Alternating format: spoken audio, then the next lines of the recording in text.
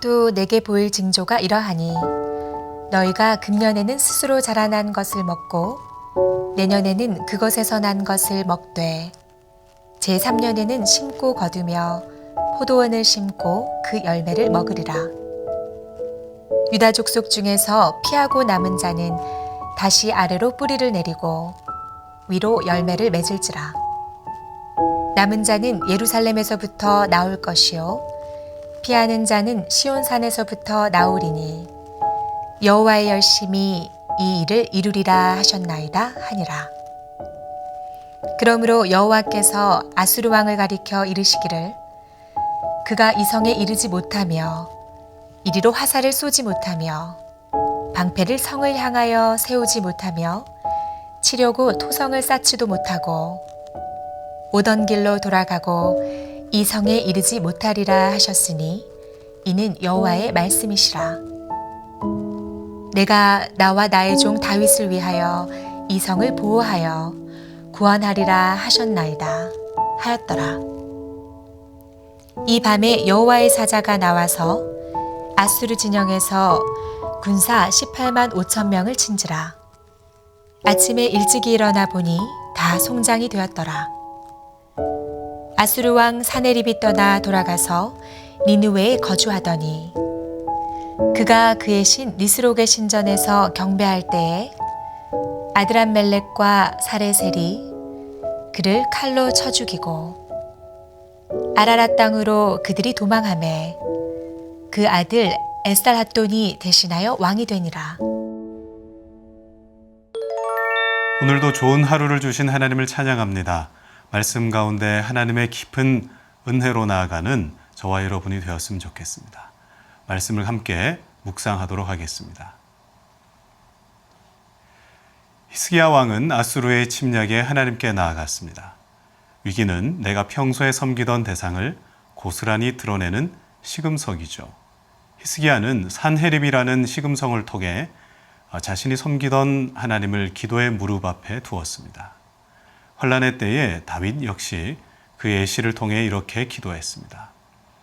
내가 환난 중에서 여호와께 아뢰며 나의 하나님께 부르짖었더니 그가 그의 성전에서 내 소리를 들으시며 그의 앞에서 나의 부르짖음이 그의 귀에 들렸도다. 이처럼 위기라는 시금석은 내 심중에 섬기는 대상을 내 앞에 드러내는 방법이 됩니다. 믿음의 사람 히스기야는 이런 위기 가운데 늘 의지했던 하나님을 내 앞에 두게 되죠. 그리고 그 위기를 하나님 앞에 내 심령을 열어젖힐 기회로 삼았습니다. 하나님 앞에서 숨김없이 보여드렸던 것이죠. 그러자 오늘 본문 29절에 하나님의 응답하심이 재차 나타나는데 이 모습에 하나님의 따뜻함이 묻어납니다. 오늘 본문 29절은 이렇게 시작합니다. 또 내게 보일 징조가 이러하니. 이사야 선지자를 통한 승리에 대한 약속은 28절로 끝납니다. 상당히 구체적인 설명과 격려였습니다.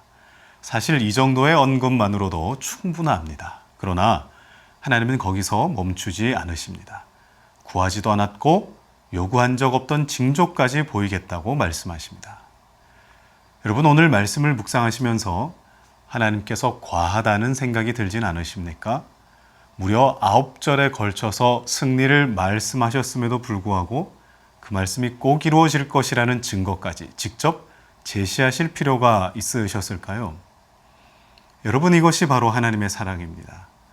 아이들이 약속을 꼭 지키겠다는 표시로 새끼손가락을 걸고 엄지로 도장도 찍습니다. 심지어 손바닥에 그들만의 사인을 하고 서로 비비며 복사까지 합니다. 그런 아이들에게 약속을 한다면 어떻게 해야 할까요? 그들의 행동으로 해야 합니다. 이사야 65장 1절에는 하나님의 행동이 드러납니다.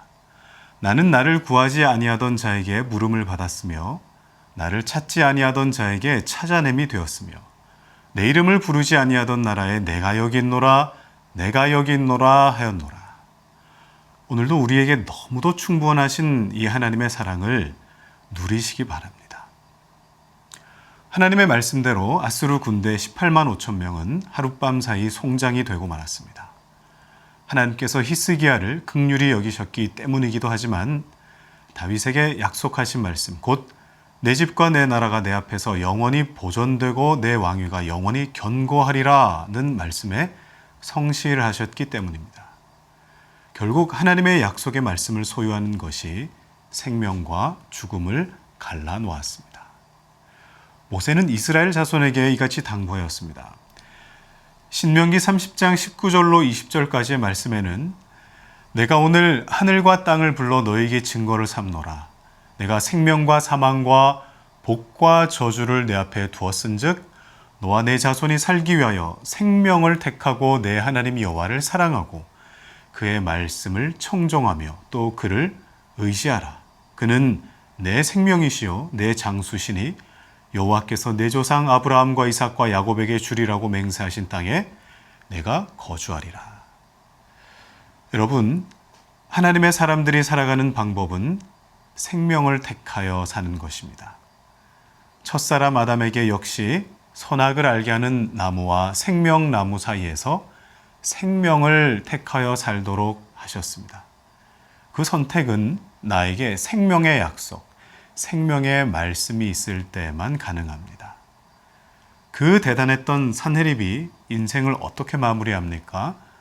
그가 소유했던 우상을 숭배하던 그 자리에서 그의 몸에서 난 그 아들들이 그를 칼로 쳐 죽였습니다. 생명을 소유하면 생명을 선택하여 생명을 얻고 죽음을 소유하면 죽음을 선택하여 죽음을 얻습니다. 예수님은 요한복음 10장 10절에서 이렇게 말씀하셨습니다.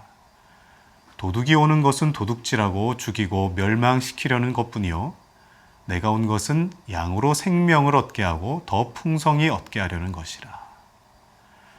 예수님을 소유하십시오.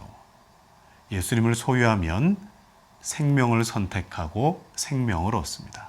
더 풍성히 얻게 하십니다. 예수님으로 풍성한 하루가 되시기를 주의 이름으로 축원합니다. 기도하겠습니다. 하나님, 하나님의 백성들에게 자신을 드러내기를 기뻐하시는 하나님, 오늘 그 하나님을 선택할 수 있기를 생명의 영으로 나와 함께 하시기를 간절히 기도합니다. 오늘도 내가 선택해야 할 순간순간, 내가 결정해야 할 순간순간마다 나와 함께 하여 주시옵소서. 예수님의 이름으로 기도합니다. 아멘.